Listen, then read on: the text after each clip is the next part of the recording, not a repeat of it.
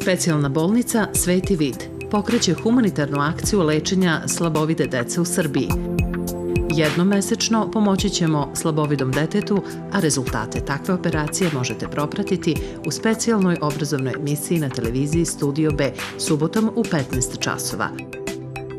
Zainteresovani za humanitarnu akciju mogu da se jave na broj bolnice 011 328 3737 ili na mail hospital@svetivid.com. Subota 15:10, samo na televiziji Studio B.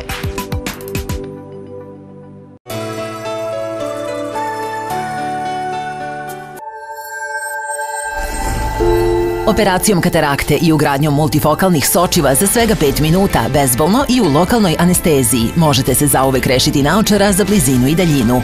Poboljšajte kvalitet života, oči u oči sa svetom. Sveti Vid, specijalna bolnica, Dobračina 27, Beograd.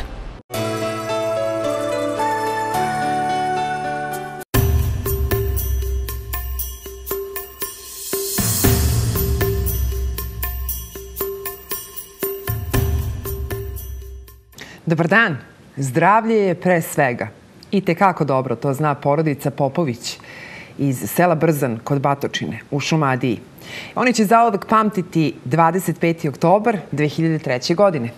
Tada je njihova jedinica, Anđela, imala samo 3 meseca i došla je u specijalnu bolnicu Sveti Vid. Tu su je doveli na preporuku njeni dobri i pažljivi i borbeni roditelji da joj se pomogne u vezi sa problemom urođene katarakte.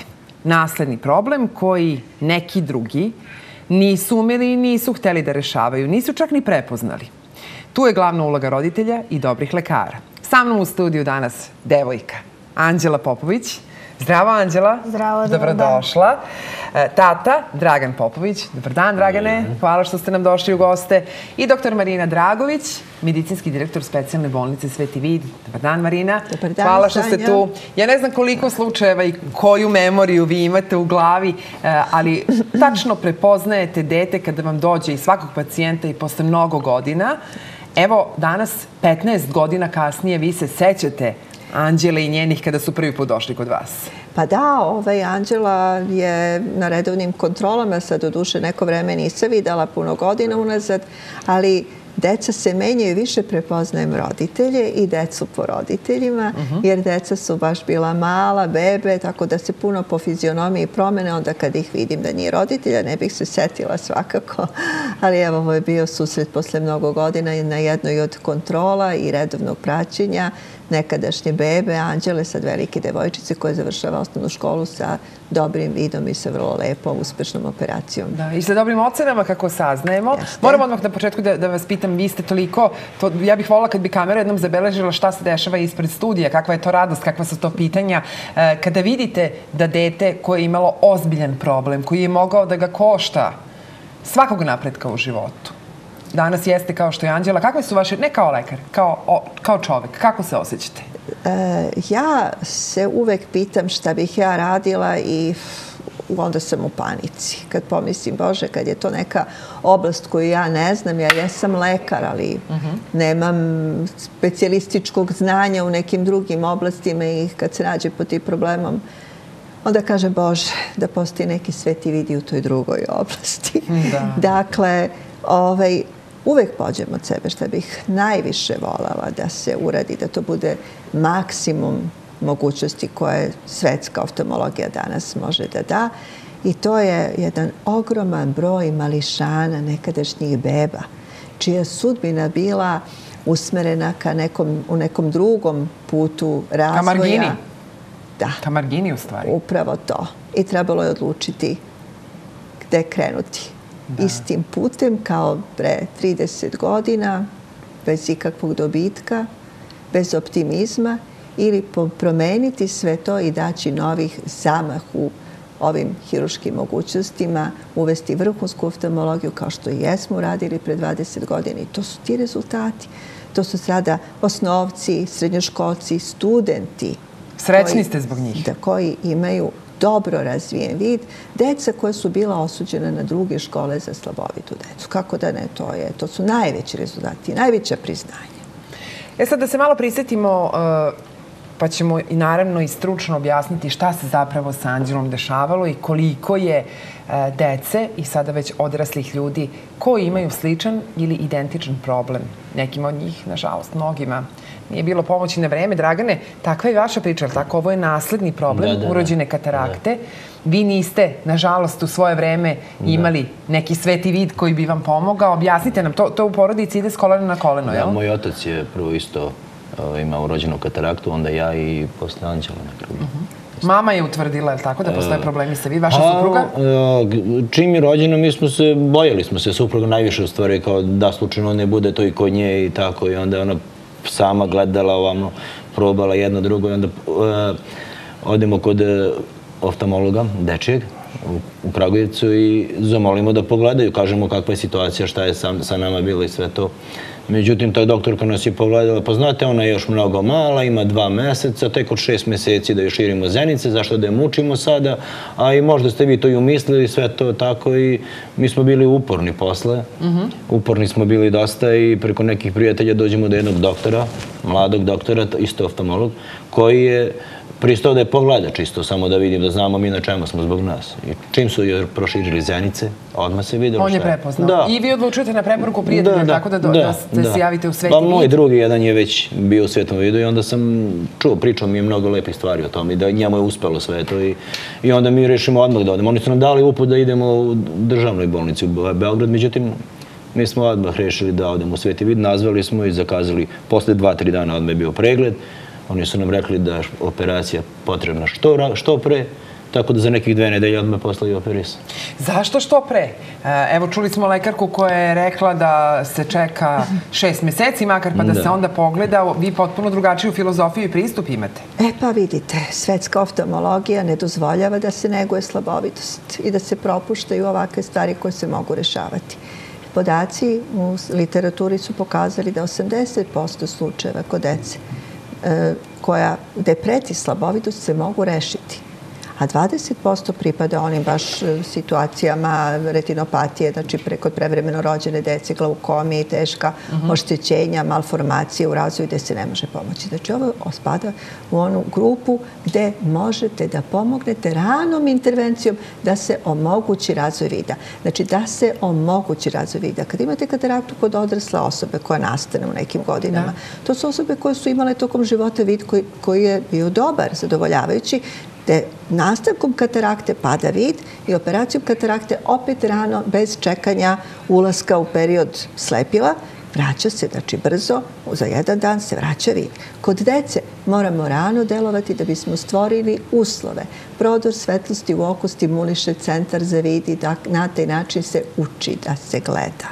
Kao što dete uči da hode, uči da govori, čuje, treba da može i da vidi. Ako ne dobije ono što treba, onda neće naučiti da gleda. Ako nema mogućnosti da dobije sliku tada, ostaće slabovidost. Operacijom u nekom kasnijem periodu ona će imati smisla samo kao hirurgija, radi hirurgije bez uticaja na funkciju, bez mogućnosti. Znači, slabovidost koja će se ostaviti za kasniji period ne može kasnije da se rešava. Mi ne možemo da rešimo slabovidost kao slabovidost. Slabovidost označava slabost u razvoju vida, slabost limitu oštrini vida, a razlog za to jeste ili katarakta ili opet neki refraktivni problem, odnosno dioptrijski problem. Ranom operacijom mi stvaramo uslove na vreme. Onda kada počinje razvoj vida, i to je baš taj period 3. meseca života, kada treba da se počne da se formira binokularni vid, ako propustimo za kasnije, izgubit ćemo šansu. To ne znači da se neće dobiti nešto vida, ali bolji rezultati se dobiju ukoliko se radi što ranije. Kod deteta postoji taj genetski problem, znači znalo se da će postojati, tim pre zadatak lekara, oftalmologa, lekara koji prvi put vide dete, pedijatara jeste da traže oftalmološki pregled na vreme kako bi se otkrile anatomske smetnje, da se, znači, remete uslovi koji će stvarati dobar vid. Prema tome, rana operacija katarakte, rano otkrivanje podrazumeva potrebu za ranom operacijom katarakte. Ne operiše se svaka katarakta odmah. To sam htjela da vas pitam. Dakle, da li za svaku kataraktu važi to što pre, što brže? Ukoliko postoje prateći momenti, znači to se vidi da je bela zenica, da nema centralnog prodora svetlosti, znači centralna osovina je blokirana, nema prodora svetlosti, nema stimulacije centra za vid. Moment nistagmusa, znači brzih rotatornih pokreta očiju koji govore o tom slabom delu, slaboj razvijenosti, slabom potencijalu centra za vid koji se neće razvijati ako ne otklonimo uzrok i skretanju oka. Znači, to su neki sekundarni pokazatelji da nešto u tom vidnom putu ne valja. Na bilo kom nivou, u ovom slučaju to bilo zamućenje sočiva, dosta intenzivno, koje mora odmah da se otkloni. Ukoliko je zamućenje sočiva diskretno, postavljeno po periferiji, što znači da ne remeti od centralnu osovinu, onda se čeka. To ima smisla čekati. Dakle, Anđela Popović je za 3 meseca operisala urođenu kataraktu na oba oka u specijalnoj bolnici Sveti Vid. Danas je Anđela dete koje ide krupnim koracima napred, recimo ka tome da se ozbiljno bavi IT-em, računarstvom. Srednju školu upisat ćeš koju? Tehničku, je li tako? Da, prvo tehničku. Bar se probam. Si dobar đak? Jesam. Do sad sam bila odlična, ali bila sam sad na kraju vrlo dobra, pošto je 8. razred težak. Sad na polugodištu misliš? Da. A to ćeš srediti, polugodište se ne računa, znaš to. Da. Spremaš prijemni? Da, baš svakodnevno vežbam za prijemni. Jel nosiš naočare kad čitaš ili kad ne radiš za računarom? Kad radim za računarom, ne, baš ako trebam nešto da pročitam i ako je baš onako sitno, onda da. Kao recimo one deklaracije na hrani, to sa naočarima recimo? Da, a ovako nemam potrebe za naočare. Sve normalno? Sve. Jel tačno da si sportista? Jeste, trenirala sam 8 godina karate. Onda ćemo biti vrlo ljubazni sa tobom danas. Zašto baš kompjuteri? Pa ne znam, uvek me to privlačilo. To je nešto novo što se kod nas nije razvijalo i onda je meni bilo interesantno, pošto to nisam videla nešto tako i kako je to krenulo. Tako isto i doktorka Dragović, znaš, kad je pravila Sveti Vid, sve što je novo htjela je da donese u Srbiju. Nešto što nikad nisam. Nešto što nikad nisam. Doktor Pavel Rosival je operisao vašu Anđelu, je li tako? I vi ste se nedavno sreli sa njim i on je takođe, iako svetski stručnjak, prepoznao i mamu i tatu i seća se celog slučaja. Jeste, on je baš... Bili smo na kontroli i on slučajno prolazio hodnikom i ugledao nas i odmah čovjek se vratio i kao ja ne mogu da verujem kada je to ona. Da, isto. To nam svi kažu kad je vide tamo u bolnici. Šta bi bilo, doktorka, sa Anđelom da nije operisana? Tu priču tata najbolje može da zato što ona je u redovnoj školi, naravno, sve normalno sportista, bavi se računarima, odličan đak, dakle, hvala Bogu, bolje ne može. Šta bi bilo? A bilo bi otprilike kao i kod mene. A šta je bilo sa vama? Debela stakla, isto, plus 14 mi je dioptrija. I uopšte nije kao kod nje. Ona mnogo bolje vidi od mene. Dakle, kvalitet vida i oštrina vida je... A kvalitet života? Tata recimo nikad nije vozio? Znači, to su dve potpuno, nekad i sad, kako kažem, ali eto, sam se malo šalila, malo pre, pa sam rekla na svu sreću nije 2 nekad, nego sad imamo nekad i sad. Hirurgija, dečija oftalmološka, dečija katarakta kod dece, kod tih urođenih katarakti, tu je nešto što i dan danas je tema oko koje se oftalmologija domaća puno sapliće i nikako da izgradi i uvede neke stroge stavove i smernice kako to treba raditi. U čemu je problem? Mi kažemo da imamo razvijeno zdravstvo. Operiše se na stari način. Pusti se da sazri, operiše se sa velikim rezom na oku, na rožnjači i izbacivanjem sočiva u celosti. Pacijent ostaje, kako mi to kažemo, to je afakija, bez sočiva, bez implanta. Zbog toga što nema veštačko sočivo intraokularno u oku, postoji taj dodatak dioptrije plus 10, plus 12, plus 14 i nadaleko i još na blizu, pa postoje naočare koje su ovako reljefa sa ispupčenjem u srednjem delu slikovito objašnjeno. Tata najbolje zna su tu svoju priču kroz što je sve prošao tokom odrastanja i nažalost to je nešto što se i dan danas ponekad promoviše, a upravo ono što u svetovidu nismo želeli. Nismo želeli preživale hirurške procedure. Nešto što je odavno otišlo u zaborav i možda i zabranjeno. Znači, afakija podrazumeva mnoge druge komplikacije u smislu sekundarnih glaukoma. Znači, ne samo što se tiče kvaliteta vida, nego i drugih problematika u smislu više procentualno veći broj sekundarnih glaukoma nego kod očiju gde postoji operisana katarakta sa implantacijom sočiva. Kad postoji urođena katarakta, uvek negde postoji neki drugi poremećaj u razvoju i opasnost od nastanka glaukome i to morate stalno pratiti. Urođeno, vi to nikad ne znate. Znači, može da se javi recimo u 1/3 slučajeva, ali se zato to redovno treba pratiti. Kod ljudi koji imaju na stari način operisane katarakte, taj procenat glaukoma je mnogo veći. I stav je u svetu upravo, ako govorimo o borbi protiv slabovidosti, jer je tu priču Sveti vid započeo mnogo davnih godina od samog osnivanja, upravo tendencijom da se radi na ranom otkrivanju i operisanju katarakte kod dece, implantaciji sočiva i razvoju vida. To je jedan vid borbe protiv slabovidosti. Drugi vid je ova priča koju mi idemo sa televizijom Studija B, otkrivanje dioptrijskih problema koji se ne mogu rešiti na bilo koji drugi način, nego je neophodna laserska korekcija. Znači, to su sve te situacije kada se borimo protiv slabovidosti. Hoću da, to nam je vrlo važna poruka, hoću na tome da insistiramo na kraju. Dakle, mi sad imamo ovde, ajde da kažem da ne bude grubo, pokaznu vežbu tatu koji je operisan na stari način, kako se nažalost još ponegde radi i dalje, i Anđelu koja je operisana još tada potpuno savremenom metodom. Savremena hirurgija katarakte kod dece. Borba protiv slabovitosti, to je ključna poruka u stvari svih ovih naših emisija koje pravimo sa decom. Slabovidost je veliki, nažalost, hendikep. Da sad ne obeshrabrimo one koji se bore sa tim problemom i žive. Ima mnogo gorih stvari, naravno, ali može bez toga. Jel u skoro svim slučajevima ili kako uopšte kada se protiv slabovidosti bori savremenom hirurgijom?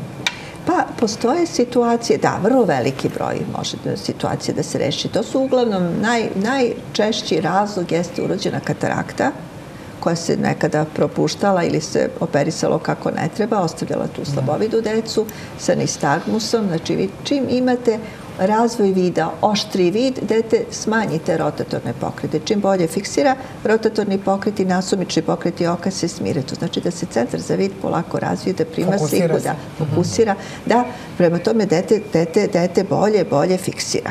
To je ono, zato ona vidi dobro, snalazi se, završava školu, to je bio neophodan uslov i smirili su se ti rotatorni pokreti očiju kojih je bilo ranije. Sve normalno.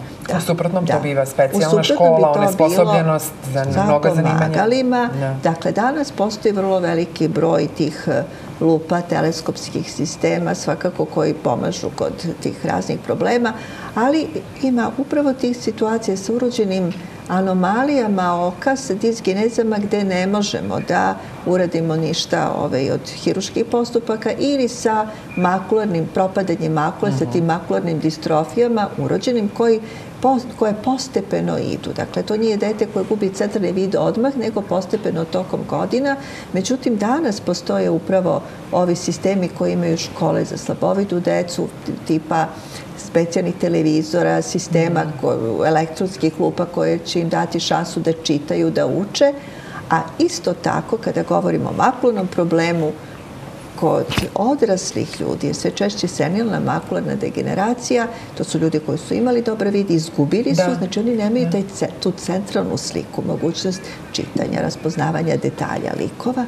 To je opet danas mogućnost više. Ono što ekskluzivno radi Sveti vid jeste hirurgija implantacije minijaturnih teleskopa, Shariat Macular Lens. Na taj način... U oko se stavi taj mali teleskop? To je sočivo poput običnog intraokulnog sočiva, maleno, savitljivo sočivo, koje daju veličanje slike 2 do 3 puta. I o tome smo pričali, o tome smo govorili, tu su sjajni rezultati. Profesor Pavel Rosival je prošle godine bio je predavač po pozivu u Birminghamu, je održao predavanje na poziv britanskog udruženja oftalmologa na temu minijaturnih implantibilnih teleskopa. To je fantastično bilo zapaženo i posjećeno i upravo tu vrstu hirurgije radimo u Svetom vidu.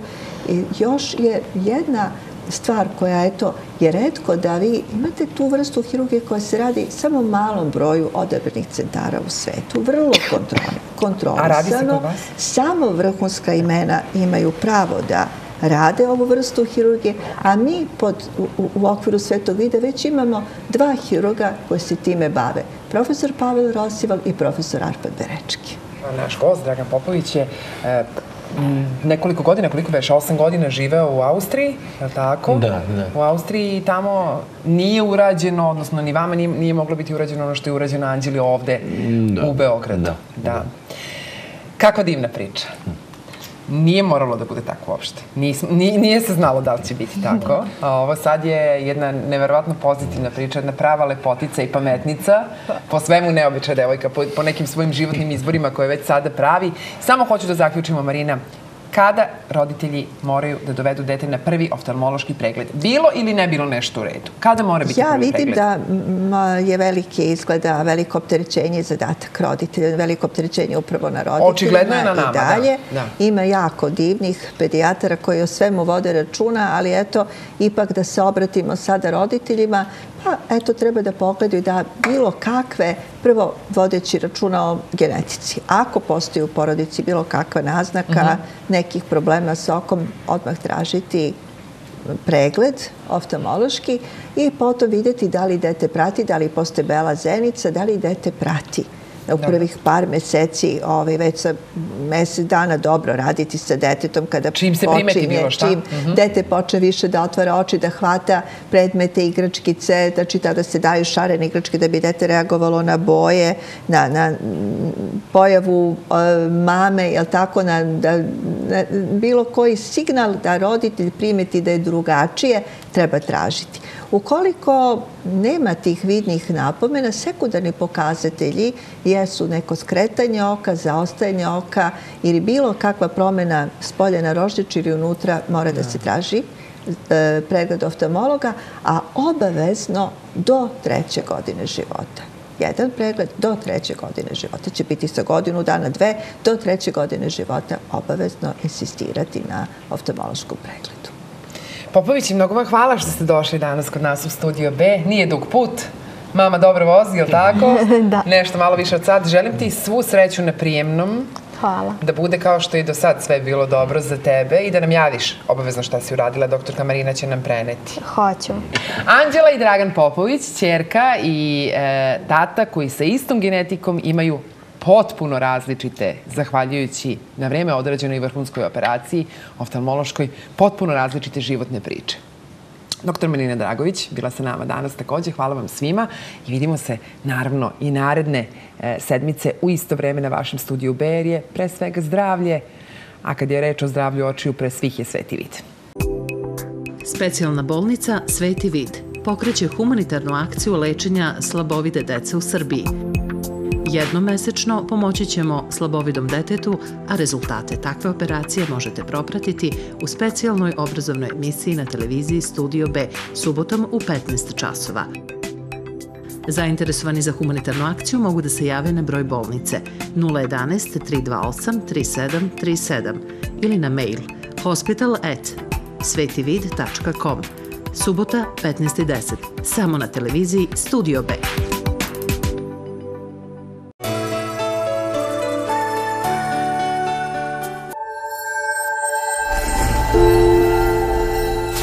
Dvadeset godina vrhunskih rezultata i brojnih međunarodnih priznanja garancija su uspešnog rešenja svih oftalmoloških problema po najvišim svetskim standardima.